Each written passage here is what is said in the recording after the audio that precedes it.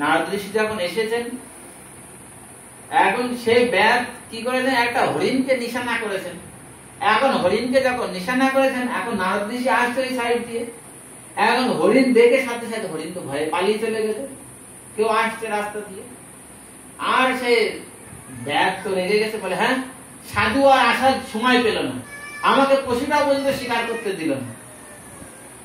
তো নারদ ঋষি যখন কাছে এসে বলছেন, আচ্ছা তুমি এগুলো কি জন্য করো, এই যে পশুগুলো অর্ধমিত করে রেখেছ, এইরকম করে তোমার লাভ কি আছে? লাভ কি, আমি জীবিকা নির্বাহ করে আমি সমস্ত সংসারে সব ভরণ পোষণ করি এর দ্বারা। তো বলে এর দ্বারা তোমার পাপ হয়, তুমি কি এটা বোঝো না? এখন অসুর আসরিক প্রবৃত্তির লোক পাপ পুণ্যের বিচারে সে কি বুঝবে? কিন্তু নারদ ঋষি কি করলেন, একটু কুমন্ডর জল ছিটিয়ে দিয়ে ওকে দেখিয়ে দিলেন যে যত পশু সব তুমি বধ করেছো না, তুমি যখন এখান থেকে যখন যাবে না, যখন এই শরীর পরিত্যাগ করে তখন মৃত্যু হয়ে যখন যাবে না, ওই এক একটা পশু সব ওই খাড়গ নিয়ে দাঁড়িয়ে তোমাকে বধ করবে এক একবার করে। যখন এরকম জল ছিটে দিয়েছে আর দেখিয়েছেন যে স্বর্গে যাওয়ার আগে যখন এরকম করে যাবে, যখন সমস্ত পশুগুলো সব এরকম করে সব দাঁড়িয়ে দাঁড়িয়ে আছে, এক একজন এক একবারে বধ করবে, তখন তো একেবারে ব্যাধের একেবারে শরীর থরকম্প শুরু হয়ে গেছে। হায় হায়, দেখিয়ে দিয়ে দিব্য চক্ষু দ্বারা নারদ ঋষি কি পাতে দেখিয়ে দিয়েছেন। এখন তো মনে মনে ভয় হয়ে গেছে। এখন বললেন যে যখন এই প্রকার দেখিয়েছে, তখন তো কি করলেন, এখন তো বুঝতে পারেন পাপ হয়েছে। নারদ ঋষি কি বলেন, ঋষিবরের চরণেতে পড়লেন। বিষয় অনেক লম্বা, ওদিকে বেশি যাচ্ছে না।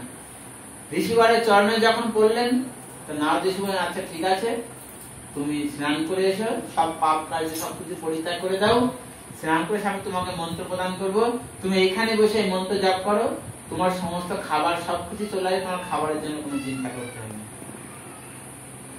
মন্ত্র দিয়ে নারদ ঋষি চলে গেলেন। দেখুন বিষয়টা কি ছিল, যে আমরা যে সাধুর আনুগত্যের সেবা করছি, ভালো করে বুঝবেন কথাটা, যদি আমরা গুরুদেবের আনুগত্যের সেবা করি, তাহলে গুরুদেবের মতো গুণ আমাদের হৃদয়ের ভিতরে আসবে কিনা সেটা প্রশ্ন ছিল।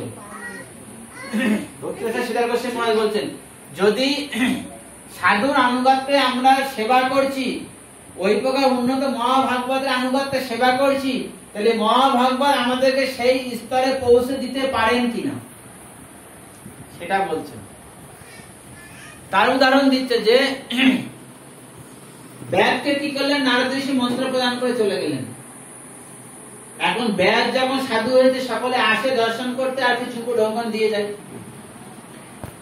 যা কিছু প্রদান করেন আরো আসে, সকলে অনেক কিছু প্রদান করেন, আরো এত লাগে না, আরো জমে যাচ্ছে অনেক।